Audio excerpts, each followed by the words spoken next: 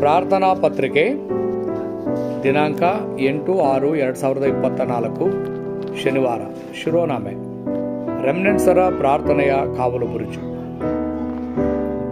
237 ರಾಷ್ಟ್ರಗಳ ಅನ್ವಯಿಸುವಿಕೆ.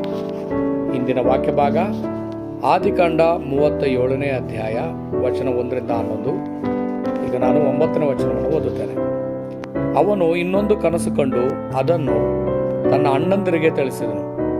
ಅವನು ಅವರಿಗೆ, ಇನ್ನೊಂದು ಕನಸು ಕಂಡಿದ್ದೇನೆ. ಅದರಲ್ಲಿ ಸೂರ್ಯ ಚಂದ್ರರು 11 ನಕ್ಷತ್ರಗಳು ನನಗೆ ಅಡ್ಡ ಬಿದ್ದವು ಎಂದು ಹೇಳಿದನು. ಇದು ಎಲ್ಲ ಅವಧಿಗಳಿಗೆ ನಿಜವಾಗಿದ್ದರೂ ರೆಮ್ನೆಂಟ್ಸ್ ವರ್ಷಗಳು ವಿಶೇಷವಾಗಿ ಮುಖ್ಯವಾಗಿವೆ. ಸಮಸ್ಯೆ ಅಥವಾ ತೊಂದರೆಗಳು ಬಂದಾಗ ರೆಮ್ನೆಂಟ್ಸ್ ಏನು ಮಾಡಬೇಕು? ಅವರು ಸತ್ಯವೇದದಲ್ಲಿ ಹೇಳಿರುವ ಸೀಮಿತ ಏಕಾಗ್ರತೆಯನ್ನು ಮಾಡಬೇಕು. ಅದಕ್ಕಾಗಿಯೇ ಯೇಸು ಕೇವಲ ಕುರಿತು ಮಾತನಾಡಿದರು. ಹೆಚ್ಚುವರಿಯಾಗಿ ರೆಮ್ನೆಂಟ್ಸ್ ಯೇಸು ನೀಡಿದ ಉತ್ತರಗಳನ್ನು ಹಿಡಿದಿಟ್ಟುಕೊಳ್ಳಬೇಕು ಮತ್ತು ಆಯ್ದ ಏಕಾಗ್ರತೆಯನ್ನು ಮಾಡಬೇಕು. ರೆಮ್ನೆಂಟ್ಸರ ಜೀವನವು ಅಂತ್ಯವಲ್ಲ, ಆದರೆ ಪ್ರಾರಂಭವಾಗಿದೆ. ಆ ಕಾರಣಕ್ಕಾಗಿ ಅವರು ತಮ್ಮ ಸಂಪೂರ್ಣ ಜೀವನದಲ್ಲಿ ಇಂದು ನೋಡುವ ಮತ್ತು ಶಾಶ್ವತತೆಯ ಒಳಗಿರುವ ಇಂದು ನೋಡುವ ಏಕಾಗ್ರತೆಯನ್ನು ಹೊಂದಿರಬೇಕು. ಹಾಗೆ ಮಾಡುವಾಗ ಉತ್ತರಗಳು ಹೊರಹೊಮ್ಮುತ್ತವೆ. ಈ ಹಂತದಿಂದ ಅವರು ಸತ್ಯ ಮತ್ತು ವಾಕ್ಯವನ್ನು ದೃಢೀಕರಿಸಲು ತಿದ್ದುಕೊಳ್ಳುವಾಗ ಸಂಪಾದಿಸಿದಾಗ ಅವರು ದೇವರ ಯೋಜನೆಯನ್ನು ನೋಡಲು ಸಾಧ್ಯವಾಗುತ್ತದೆ. ನಂತರ ಅವರು ಮಾಡಬೇಕಾಗಿರುವುದು ದೇವರ ವಾಕ್ಯದ ಪ್ರಕಾರ ಅದನ್ನು ಯೋಜನೆ ಮಾಡುವುದು. ಅಲ್ಲಿಂದ ಪ್ರಾರಂಭಿಸಿ ಅವರು ಕ್ಷೇತ್ರವನ್ನು ನೋಡಬಹುದು. ಇದನ್ನು ವಿನ್ಯಾಸ ಎಂದು ಕರೆಯಲಾಗುತ್ತದೆ. ಉತ್ತರ ಬಂದ ನಂತರ ಅವರು ಮತ್ತೆ ಪ್ರಾರಂಭಿಸಬೇಕು. ಮರು ಸಂಪಾದಿಸಿ, ಮರುಯೋಜನೆ ಮತ್ತು ಮರುವಿನ್ಯಾಸ. ಆ ಮಾನದಂಡವು 237 ಅದನ್ನು 237 ರಾಷ್ಟ್ರಗಳು ಮಾಡಲು ಮರು ಸಂಪಾದಿಸಿ, ಮರುಯೋಜನೆ ಮತ್ತು ಮರುವಿನ್ಯಾಸ ಹುಟ್ಟಿಕೊಳ್ಳಬೇಕು. 237 ರಾಷ್ಟ್ರಗಳಿಗೆ ಅನ್ವಯಿಸುವ ಉತ್ತರವಿರಬೇಕು.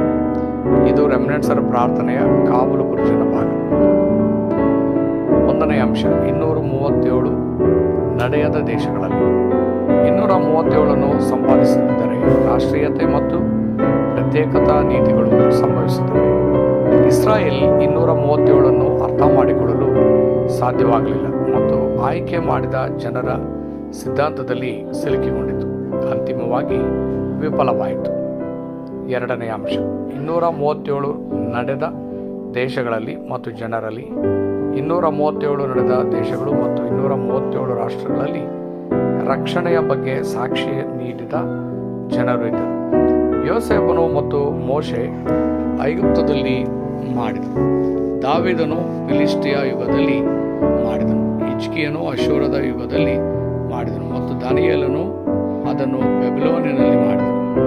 ರೋಮ್ನ ಯುಗದಲ್ಲಿ ಪವಿತ್ರಾತ್ಮನು ಅದನ್ನು 7 ಸಭೆಗಳಿಗೆ ಬಹಿರಂಗಪಡಿಸಿತು. ಪ್ರಕಟಣೆ 2. 3ನೇ ಅಂಶ: ಭವಿಷ್ಯ. ರೆಮ್ನೆಂಟ್ಸ್ ಎಲ್ಲ ರಾಷ್ಟ್ರಗಳು, ಎಲ್ಲ ಜನರು ಮತ್ತು ಭೂಮಿಯ ಕಟ್ಟಕಡೆಗಳನ್ನು ತಲುಪಲು ಶಕ್ತಿಗೊಳಿಸುವ ಅಧ್ಯಯನಗಳನ್ನು ಮುಂದುವರಿಸಬೇಕು. ಅವರ ವೃತ್ತಿಗಳು ಯಾವುದೇ ಇರಲಿ, ಅವರು ಸ್ವಸ್ಥತೆ ನೀಡುವ ಸಂದೇಶಗಳನ್ನು ತೆಗೆದುಕೊಳ್ಳಬೇಕಾಗುತ್ತದೆ.